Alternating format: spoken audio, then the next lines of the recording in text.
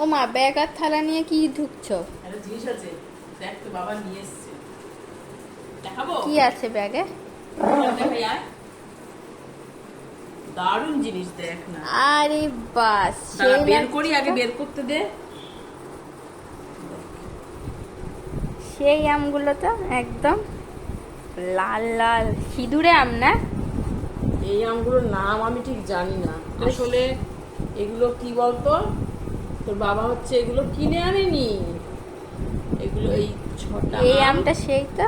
ছটা আম, এগুলো হচ্ছে তোর বাবাকে ইসেরা দিয়েছে, রিঙ্কু পিসিমণির বাড়ি থেকে দিয়েছে। ও এটা বন্ধুরা, এটা আমার ননদের বাড়ির গাছের। হুম। কোনোটা দেখো ফাটাও আছে, দেখো ফাটাও আছে, গাছ থেকে পড়েছে, তাই তোমাদের দাদাভাই গেছিল।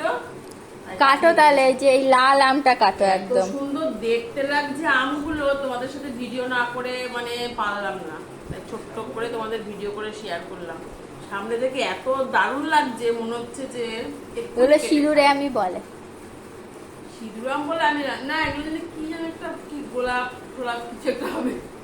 কেউ জানলে বলো কি আম এটা।